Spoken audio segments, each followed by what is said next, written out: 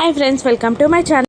దేవయాని మనీషా చేసిన కుట్రకి దేవయానిని అరవింద లాగిపెట్టి కొట్టడంతో అందరూ అక్కడి నుండి వెళ్ళిపోతారు. జాను వివేక్ లక్ష్మితో జాగ్రత్తగా ఉండమని చెప్తారు. ఆ తర్వాత జాను వివేక్ ఒంటరిగా మాట్లాడుకుంటూ ఉంటారు. ఇదేంటి, మీ అమ్మగారు ఆ మనీషాతో పాటు ఎందుకలా సహాయపడుతున్నారు అని జాను అడుగుతుండగా, వాళ్ళిద్దరు తోడు దొంగలని నీకు తెలీదా అని అంటుంటాడు వివేక్.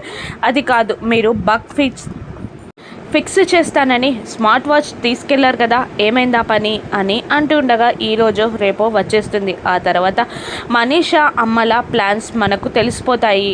అప్పుడు మనం వదినకు సహాయం చేయొచ్చు. అంతలోపు వదిన మంచితనమే తనని కాపాడుతుంది, నువ్వేం టెన్షన్ పడకు అంటూ జానుని ఓదారుస్తూ ఉంటాడు వివేక్. మరోవైపు లక్ష్మి మనీషా కింద పడకుండా మోప్తో ఆపడంతో మనీషా ముక్కు నుండి బ్లీడింగ్ అవుతూ ఉంటుంది.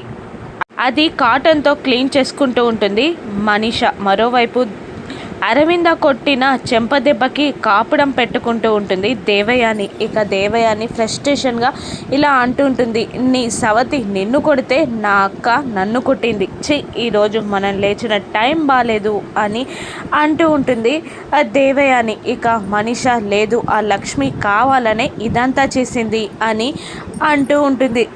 అవును, కావాలనే లక్ష్మి మన ప్లాన్ని తిప్పికొట్టింది అని దేవయాని అంటుండగా, అప్పుడే అక్కడికి లక్ష్మి వచ్చి, అవును చిన్నత్తయ్య గారు, నిజంగానే అది కరెక్ట్, ఎవరు తీసిన గోతిలో వాళ్ళే పడతారు అన్నట్టు మీరు చేసిన ప్లాన్ మీకే రివర్స్ అయి మీకే తిప్పికొట్టింది అని లక్ష్మి వెటకారంగా అంటూ ఉండగా, మనీషా దానికి తీటుగా, అంత ఫోజులు కొట్టకు మిత్ర, సపోర్ట్ నన్ను నమ్మినంత వరకు అరవింద ఆంటీ నాకు సపోర్ట్ చేసినంత వరకు నువ్వు నన్నేం పీకలేవు అని అంటూ ఉండగా, మంచి వాళ్ళని ఎప్పుడు మోసం చేయొచ్చు అనుకోకూడదు.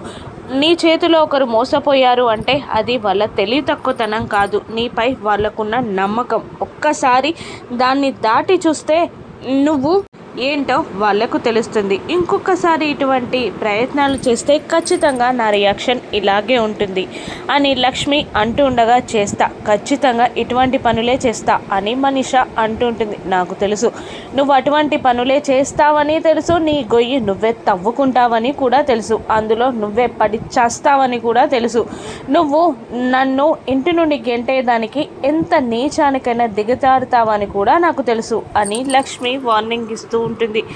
ఈసారి ఇటువంటి పనులు చేసేటప్పుడు కాస్త మంచి ఐడియాలు లేదంటే ఇంకా సివియర్గా ఉంటుంది యాక్షన్ అంటూ లక్ష్మి అక్కడ నుండి వెళ్ళిపోతుంది. ఇక మరోవైపు నందన్ గ్రూప్ ఆఫ్ కంపెనీస్కి ఆ పెద్ద ప్రాజెక్ట్ ఓకే అవ్వడంతో చాలా కంపెనీల వాళ్ళతో డీలింగ్స్ కోసం ఇంటికి వస్తారు. మిత్రాకి కంగ్రాట్స్ చెప్తూ బోకే ఇచ్చి, సార్ మీ కాంట్రాక్ట్ మాకే ఇవ్వాలి అని అడుగుతూ ఉండగా, రేపు ఆఫీస్లో మాట్లాడదాం అని అంటూ ఉంటాడు మిత్ర. అలా కాదు సార్, ఇక్కడి దాకా వచ్చాం కదా, మాకు భరోసా ఇస్తే బాగుంటుంది అని వాళ్ళు అంటూ ఉండగా, లేదు, ఈ నిర్ణయాలన్నీ లక్ష్మి తీసుకుంటుంది, రేపు ఆఫీస్కి రండి అని మిత్ర అంటుండగా, మేడం కూడా ఇక్కడే ఉన్నారు కదా సార్, ఒక్క మాట మీరు అడిగితే సరిపోతుంది కదా అని మళ్ళీ అతను అంటూ ఉండగా, జయదేవ్ నందన్ లేదు, అటువంటి విషయాలు ఇంట్లో డిస్కషన్ చేయడం బాగుండదు, రేపు ఆఫీస్కి వచ్చేయండి అని జయదేవ్ నందన్ అనగానే, అలాగే సార్, వన్స్ అగైన్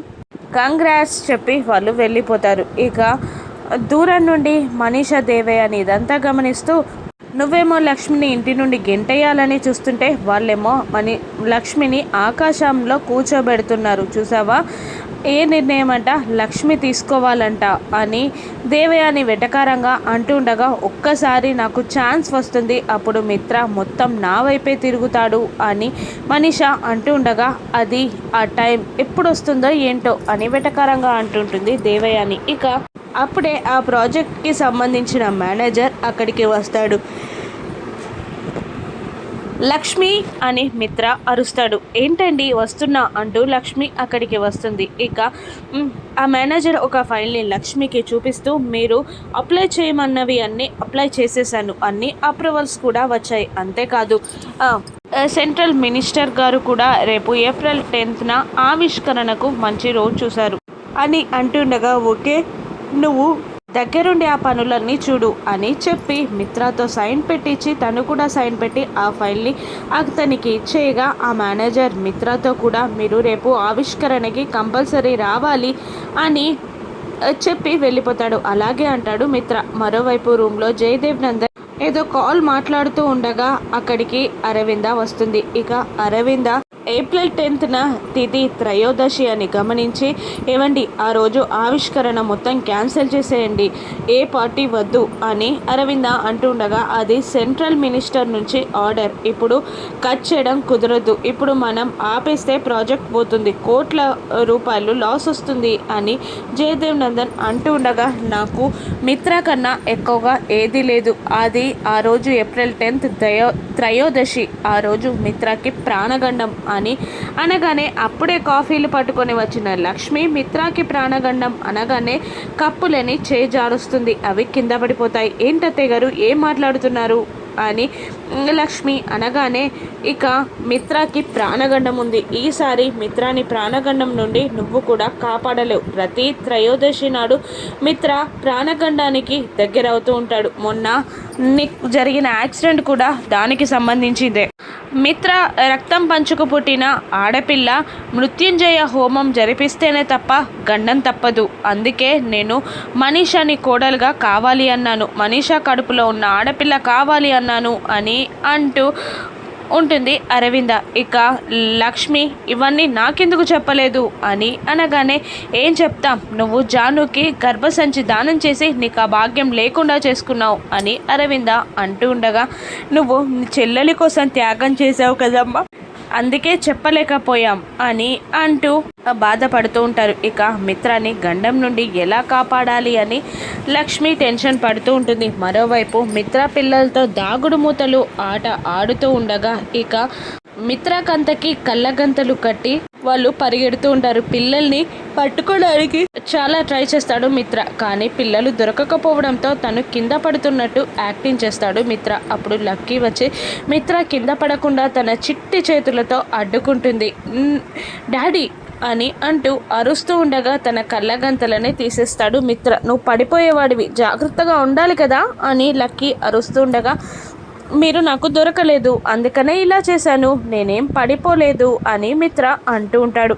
అటువైపుగా వెళ్తున్న లక్ష్మి ఇదంతా చూసి చాలా షాక్ అవుతూ, ఇంత ప్రమాదకరమైన ఆటలు ఎందుకు ఆడుతున్నారు మీరు అని మందలిస్తుంది. ఏం కాదమ్మా, మేమున్నాం కదా డాడీని చూడ్డానికి అని పిల్లలు భరోసా ఇస్తూ ఉంటారు. నువ్వెందుకు అంత టెన్షన్ పడుతున్నావు అని మిత్ర కూడా అంటూ ఉంటాడు. ఇక ఏం లేదు, మీరు ఇంకొకసారి ఇటువంటి ఆటలు ఆడకండి అని లక్ష్మి అంటూ ఉంటుంది. ఇక మీరు వెళ్ళి హోంవర్క్ చేసుకోండి అని మిత్ర అనగానే, లాస్ట్ గేమ్ అని పిల్లలు బ్రతిమిలాడుతున్నా కూడా లేదు, నో గేమ్స్, వెళ్ళండి అని లక్ష్మి అంటూ ఉంటుంది. అందరూ అక్కడి నుండి వెళ్ళిపోగానే అక్కడే ఉన్న గాజు పెంకుని చూస్తుంది లక్ష్మి. కొంపదీసి మిత్ర గారు దీనిపై పడుంటే ఎంత ప్రమాదం జరిగేది అని లక్ష్మి అనుకుంటూ ఉంటుంది. ఆ గాజు పెంకు మనీషా వల్ల వచ్చింది. మనీషాకి పని మనిషి జ్యూస్ చేసి తీసుకురాగా, ఇక ఆ జ్యూస్ బాగాలేదంటూ గాజు గ్లాస్ని నేలకి నెట్టేస్తుంది మనీషా. అక్కడ ఒక గాజు పెంకు మిగిలిపోతుంది. మనీషా మళ్ళీ లైఫ్లోకి పెళ్ళి పిల్లలు అంటూ రావడంతో మిత్రా గారికి గండాలు మొదలైనట్టున్నాయి. ఇప్పుడు నేనేం చేయాలి, మిత్రా గారిని ఎలా కాపాడుకోవాలి, నాకు ఆడపిల్ల పుట్టే భాగ్యం లేదు, దేవుడా కరుణించు అని వేడుకుంటూ ఉంటుంది. మరోవైపు మనీషాకి మళ్ళీ జ్యూస్ చేసి తీసుకొస్తుంది లక్ష్మి.